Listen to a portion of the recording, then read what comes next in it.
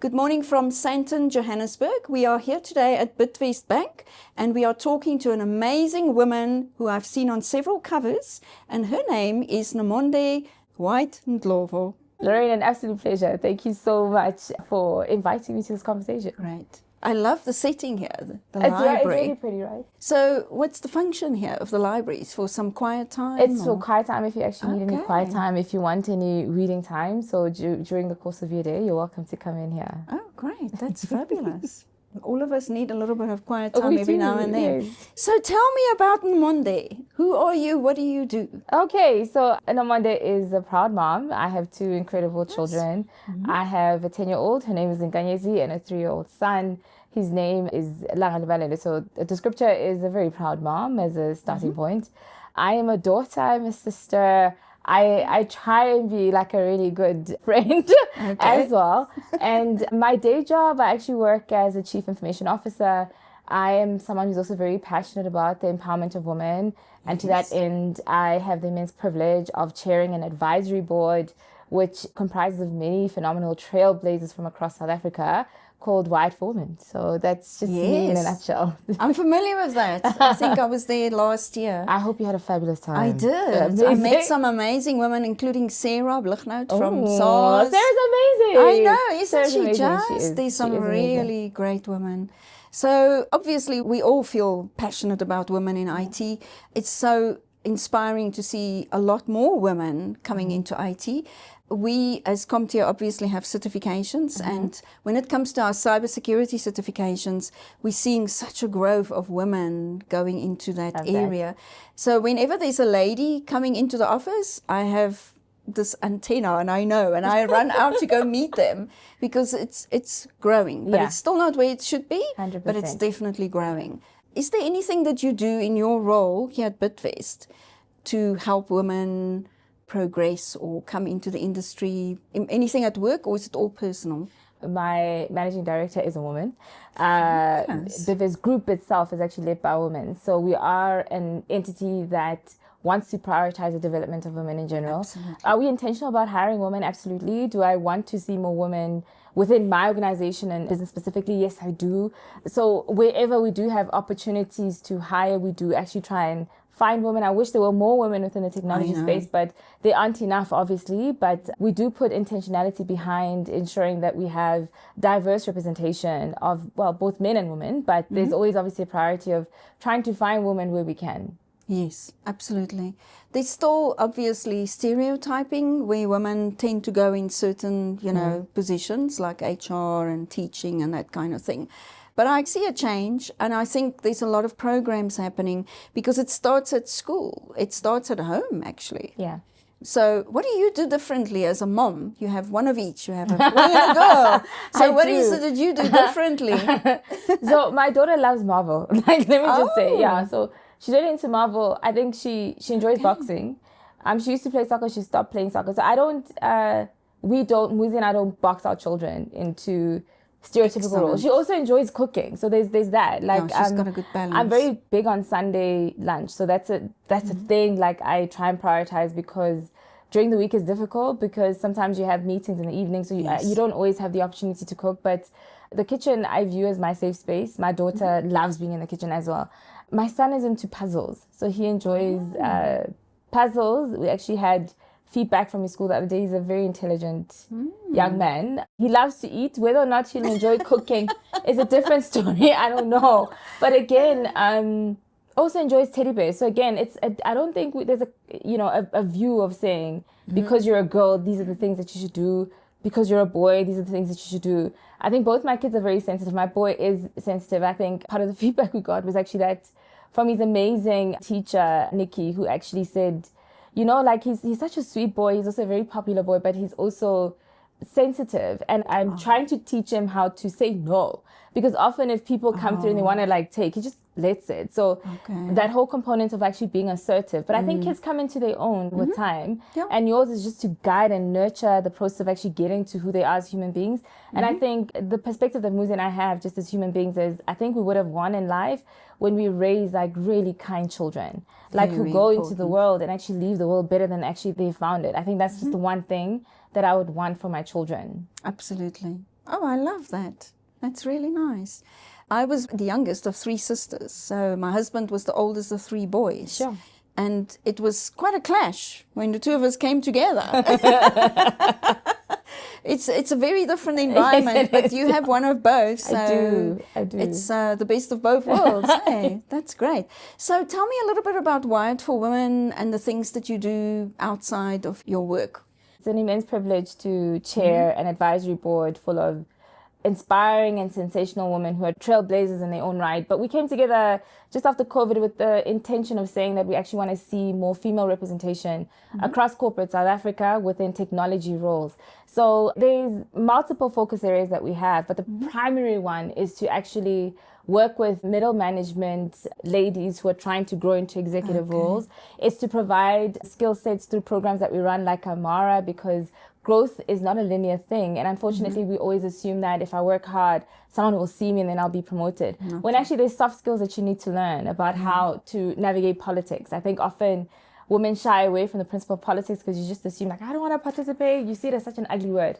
Yes. But your lack of participation is participation, specifically when you're in a corporate space. Yes. If you choose not to understand the corporate dynamics that are happening around you, life will happen to you. You actually are not going to be able to steer your career in the direction that you actually want it to flow. But you also need to learn how to advocate for complicated and complex work, because that's actually how you develop your leadership muscle. You don't develop leadership muscle by just doing simple, mundane work all the time. So it's how do you get visibility, the importance of managing upwards. Does your boss's boss know you by name? Because when people advocate like for work and promotions, you need to be known by the people who are actually making those decisions. So the programs we run like throughout the year really focus on honing in on you and actually helping you to be able to thrive within whatever space that you want to thrive into. It's actually just giving you the tools to be able to do that. And more than anything else, it's really wanting to create a community of women who support each other. Men do this quite well. It doesn't matter whether the last time they saw you was in grade 1. If they see you in a space and you can help them grow, they do that. But it's to remind all of us that we belong to a community. So you don't have to deal with issues by yourself. If there's something you're stuck on, pick up the phone so we can actually help you with it, because the more of us thrive and win, the better off the country becomes, because women know how to make money. Like organizations that are actually led by women are very profitable entities and organizations. So ours really is to ensure that we create economic prosperity for women, because when women are able to support themselves, they support communities. So there's always benefit to it. We want women to make money. We want you to be able to advocate for better salaries, but you use data, not emotion, to be able to do that. So it's the art of negotiation, how to navigate politics in the spaces that you're in, the ability to network and meet people, because you can't thrive in isolation without making sure that you build a community for yourself. And of course, it's always a good time when we all get together. We've also introduced our Wired for Women Awards, and the intention of that is really to give women their flowers while they're still alive. A lot of the time, we don't acknowledge the phenomenal work that you do, Lorraine, in the spaces that you're in, with empowering young people, with education. That's like powerful stuff. But these awards are to say, we see you, please continue to do the work that you actually do, and to thank you also for the work that you do to contribute to make South Africa a better overall country. So there's lots of other initiatives and ideas that we actually want to bring to the fore, so please watch the space for that. But in a nutshell, that's what we do. Yes, it's fabulous. I learned a lot about it the evening that I attended last year. The one thing I want to touch on, you talk, a lot of things that you're saying are fantastic advice to women. One of the things that we are quite bad about is promoting yourself. We tend to be, and I know I struggled with it for years, but that whole thing of everybody doesn't know you in the company and you need to promote yourself is so important. And I had to learn to be, okay, it's okay to let the CEO know every now and then that, 100%. hey, do you know what I did? I did this. Because you don't know if the people between you and him tell them about you. So I think my chat with you today would be very much focused on what advice do we have for other women? And I think the Wired for Women is a great place, but not everybody. What do we do about the young women that are just starting out? There's a lot of women, I believe, that offer coaching and mentoring. Is that something that you do as well? Apart from do. Wired for Yes, Women? actually, I do. In fact, I realized that though you know, like I think as you get older and then the demands on your life, on your career become more, it's harder to expand yourself. Yes. So there is, do I call it like actually, do I call it a podcast that we actually did do with Paul, which I need to do more about, called Breaking Bread While Breaking Boundaries. It's really a conversation where I invite women across different stages of their careers into a conversation with other executives in the industry where they have an opportunity to actually ask questions that they are contending with and struggling with. But they have an opportunity to engage with executives where on a normal basis you wouldn't have that kind of access. And the intention of actually making it a podcast is that it reaches more people. Yes. But it's obviously different ladies all the time. It's not the same. I'm yet to release the first one. It's been done. So I think once we do that, we'll move on to the second one. And the reason why we're doing it in this way, because the executives that come into the conversation are both men and women. And I don't know if you recall the Me Too movement, like that happened a few years ago. And a lot of my male colleagues were like petrified. Like if women in the industry wanted mentorship, it became like a point of contention because you don't want to, like, how do I go about doing this? I want to help, but how do I do it in a safe space? So doing it in this forum where there's a few of us in the room created a safer space for them actually to be able to come and contribute to that conversation. I do also, though, mentor, but I think the number is limited because there's a capacity issue that I have because I am just one person. And, you know, part of my big priorities is also being a mom.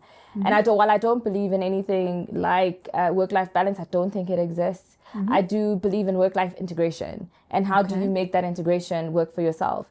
And also the ability now, I think it only came when I was much older, to actually say, I actually can't do that, and believing that no is a full sentence. So when you approach me for mentorship, well, at least with the ladies that I do mentor, be clear in terms of what the mentorship relationship should look like for you, right? Because I can't guide that conversation. And I think often where we tend to go wrong is to bump into someone and then you ask for a coffee and then I give you the opportunity for a coffee and then we spend 30 minutes not saying anything constructive that's actually going to help you.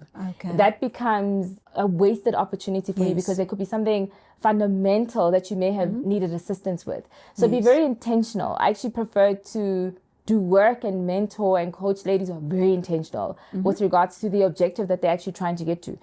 And that could be something as simple as saying, you know, I've been in this role for 5 years. I'm trying to pivot into like a senior management role. I am struggling. What do you think could be some of the things that I'm doing wrong that are not allowing me to actually pivot and get promoted? Because I've done all the training in the world that I'm trained out, but I now, like, I'm hungry for the next thing. So what are the things that we could do?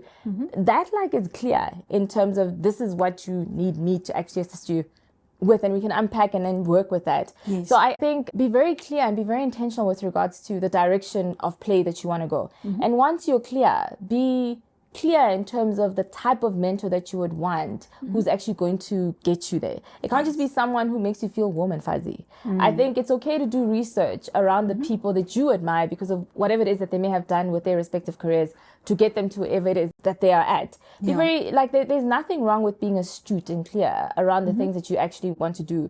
But I think the word of caution that I would give to people who overextend themselves, as someone who used to overextend themselves, is that you can't give from an empty cup, and it becomes a fruitless exercise when you have like 10 people you're mentoring, but you are left depleted and you can't give of yourself to the people who also need you. So it's okay to then reduce that number to say, I can do 2.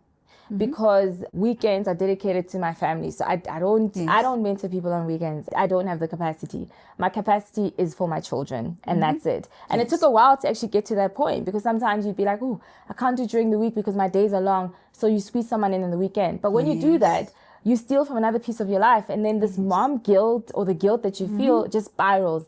And you never get out of it necessarily.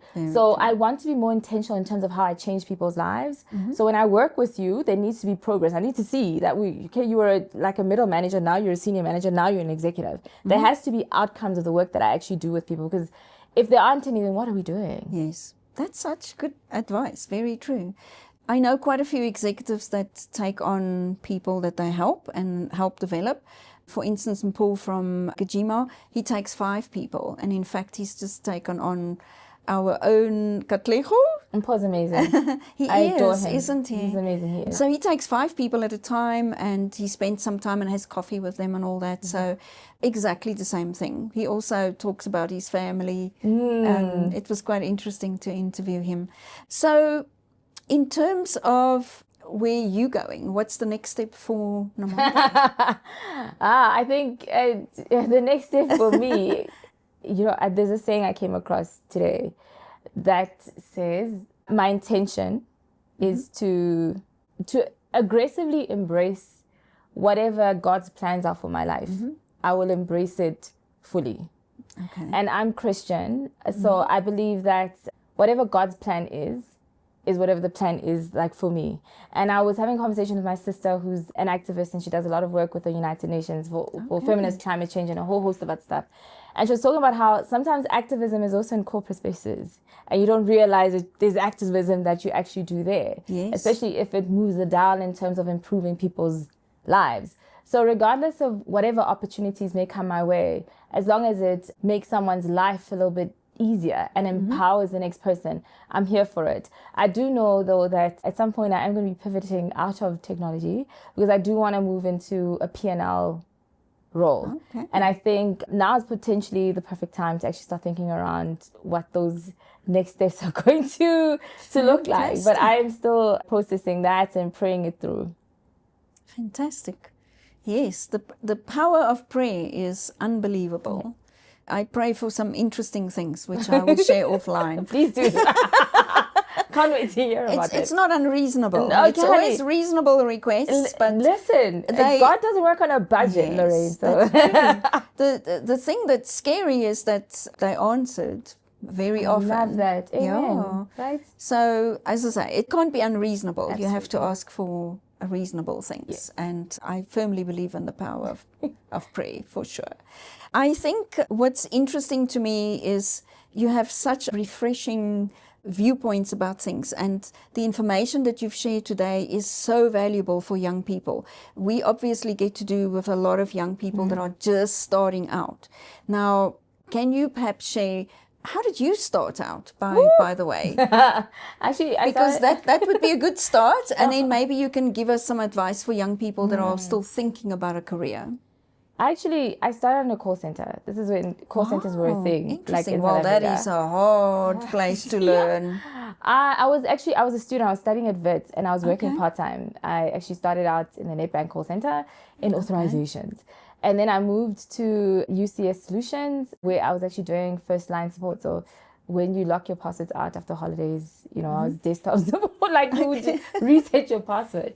And I worked with phenomenal women who actually made me fall in love with technology. And I think someone I'll forever mention is Jane Canny and Linnell Harris, Alice Marks. Like, these are women who genuinely took me under their wing to actually teach me the things that they actually knew. Never in a million years did I think that I'd be working in technology. I mean, I studied law. I just assumed I'd be a practicing, maybe by now an advocate sounds about right, but I've never practiced a day in my life. I think UCS Solutions made me fall in love with technology. I started out in the call center, then I moved to a junior service delivery manager role. Then I actually moved into the FMCG industry, where I actually worked for British American Tobacco, BAT. Shout out to BAT. I had a wonderful time while I worked for them there as well. Shout out to Marcel, because he was such a phenomenal boss when I actually worked for that man. What a beautiful, beautiful human being. Also taught me a lot about the industry. I enjoyed my time at BAT and the people I met there as well. With Peter, as I worked with phenomenal, phenomenal people before transitioning into financial services. And I think I was at ABSA for close to 10 years before moving into Bidvest Bank. And I think I was just, by God's grace, was able to actually just grow through the ranks. I mean, I started out in very junior roles. And I think my career progression was probably fast-tracked at ABSA. So at ABSA, I started out when I joined ABSA, I was a middle manager. And when I left ABSA, I was an executive before coming into Bidvest Bank. So that's just, like a synopsis of my career. The advice that I would actually give to young people is be curious. You need to come into an ecosystem and be curious. Be helpful also. It's so important to be able to collaborate well. I know this might sound so cliche, but be likable. People enjoy working with people that they like, and regardless of the work that you are doing, do it with a joyful heart, because the small work of your hands that you do right now will probably lead to bigger work later on. When you do things with an open mind and an open heart, and with happiness like in your heart as you're actually doing the work. So it doesn't feel like you're dragging your feet. Because when you are young, people give you the benefit of the doubt that you don't know what you don't know. So they'll plow into you when you're passionate. If you're not passionate and you're foul and you never want to work with people, people generally don't want to do work with you. Very true. And then also be open to doing work outside of your main job. So if people are putting together, let's call it a fun day, volunteer for that, because that's also how other leaders get to know who you are.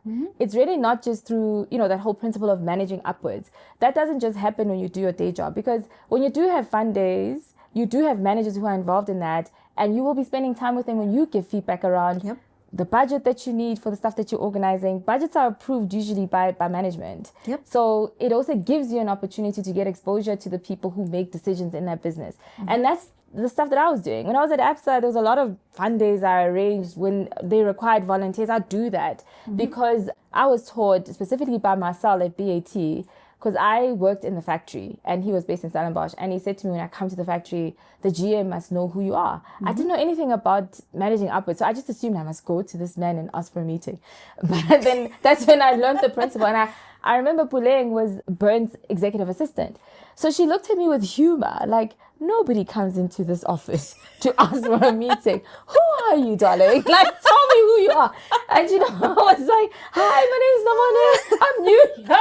And she was like, okay, you want a meeting? And I think Burnt and her, were just curious, because who goes to a GM who sits on, like the group of BAT Did you to get the ask meeting? for? I did. Yes, Because the you man see? was curious, like, hey. And it was ignorant. And I'm glad I had, childlike ignorance to set that up. And this man just looked at me with curiosity and smiling the entire time, because I think it was a running joke between him and Puleng. And that led to me having time with Bernd once a month, to a point where at some point I think there was opportunities that existed a bit. Look, I'm not an HR person. I love my HR people. And I think there was an HR role that they had, and they were like, you'd be well there. But I was like, no, I think technology is my thing. And I love my boss at the time. I mean, I adored Burnt. But I think that was myself giving my first lesson of the importance of managing upwards and people knowing who you are. And I think I was 24, 25 at the time. And that just has stood the test of time. So even when I pivoted and I moved into, banks are bigger than an organization like BAT. You now have to find yourself again. And then when I got to ABSA, I was working for Asanda Kakane. And she was like, well, you said you wanted to do your MBA at some point. My colleagues need to know who you are. So she was an executive in the business. And then Asanda left the organization 2 months into me starting. I was like, oh my God. But then I had an opportunity. She had actually spoken about me to Amanda Dambuza, who is like a big sister to me now. So I've known Amanda for years. And she was like, come here, let me show you. Can you see? Asanda told us about you. So tell me what you want to do. And it was literally thinking on my feet. And I was like, no, I think I want to. She's like, you think? Okay, so you're unsure. Listen, my boss is looking for a business manager. Do you have a car? Do you drive? Can you drive to Randburg to our other offices to go have a conversation with him? And I was like, yes, I have a car. Yes, I can drive. Yes, I can go there, But that whole notion, because I'd worked with men before, of when an opportunity presents itself, grab it with everything you have and don't question. And I got to meet Wilhelm Kracher, another amazing human being in my life who I've worked with for years, but absolutely adore him. One of the best people I've had the pleasure of working with and for. And when I got there, he's like, so what brought you to ABSA? And I was like, I had the opportunity to work for a black woman. He's like, well, I'm an Afrikaans man. What are you going to do? Because the job works is for me. So I'm like, well, I think I'd be fine, I suppose, So again, that was my introduction. I'd call it into a real life MBA of how actually corporate works. And between Amanda, between Wilhelm, between Asanda, I think I learned a lot around how to navigate corporate and how to grow, as well as Etienne Slabbert. So I had the pleasure of working for Etienne, who was my boss for a few years while I was at ABSA. But he was in my transition of, the role I worked for him for was setting me up to be an executive. And the lessons I've learned from that man about hard work, dedication, managing politics, invaluable. So I'm a product of so many people who've actually poured into me. But when people pour into you, don't disappoint them. Yes. You have to show up. So I think with all these individuals, I've always shown up. Yes. So because I didn't want to disappoint them, because then you become a reflection of whoever gave you an opportunity. So the advice I'd give is when people do give you a shot and they do back you, don't pull them into a pit of non-performance. If you're going to take that shot, make sure that you take it with everything that you have and you give it everything. Because money comes. I know when you start, it just feels like it doesn't, but I promise you, like once you put in the graft and you actually have the experience, because you will get the experience if you just put in the hard yards that you need, you would be able to grow exponentially. The problem is when we're young, we compare ourselves to our peers, the people around us who seem to be doing better. Yes. What you should be doing is to be comparing yourself to yourself. Yes. The version of you from yesterday is the version you should be comparing yourself to. And always aspire and aim to be a better version of yourself than you are, not a better version of other people. Because you don't know the journeys that other people are taking and the struggles that they're actually navigating through. You just know yourself. So be the best version of you and go out there and give 1,000% in everything that you do. So when people think of you, they associate you with excellence. Yes, absolutely. That's such an important one. Always looking at other people. I see it a lot. And it's sad. I think it's very sad when you have to look at other people, compare yourself and think, I fall short. Yeah. And that jealousy, there's a lot of that, or envy, is that a better word?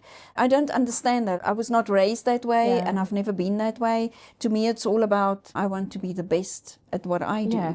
And that's how it should be. But unfortunately, social media today and a lot of bad influences, you know, young people, when you meet them, want money. They want the job, the title, the car, all of that, and they don't want to work for it. No, you're right. But great advice. I think one of the most important things for people today is there's so many people out there that have great experiences. I'm so delighted that you've had great experiences with and bad managers. I've also had bad ones, Lorraine. Oh, absolutely. But you did not focus on that. Yes. And this is what I liked about when I talked to Sarah as well. She just talked about the positives. We've all had bad experiences, 100%. but do you focus on that? No, you don't. Yeah. You move on and you focus on the positives. You mentioned a whole bunch of people that had such a positive, effect on your life and your career. Yes, we've all had the bad ones. We can talk about that for years. Offline. We can write books about those. Yes, we can. Yeah. But where are those people today? Fair. Huh? Think about that. Yes. Where are those people Actually, today? yes. Fabulous. Thank you so much for your time today in this lovely library and talking to us. And your positive vibe is just absolutely amazing. I had a great time talking to you. Thank you so much for the privilege of your time. And absolutely honored to have met you today. Thank you so much. You're going to grace my video with your beauty and your experience and all your great advice. I hope all the young ladies are going to watch this video and learn from it. Well, all the young men too, obviously. We're not discriminating at all. Discriminate over we here. Want everybody, but we do want more women to come into IT. It's happening. It's happening. It is happening. I can see it, and I know with a lot of women like yourself with so much experience to share, I hope that they're all going to learn. This is what we're trying to do, is to showcase all these incredibly successful people. What have they done? Where are they? What advice do they have? And I hope that our videos are making a difference out there. No, they definitely are. Thank you guys so much for the work that you do. It's a pleasure. Thank you. Thank you for your time. And that concludes our discussion today with Nomonde. I had a great time talking to her. I hope you enjoy the advice that she gave today, because I think it's life-changing. So thank you. I hope you enjoyed the video. Bye.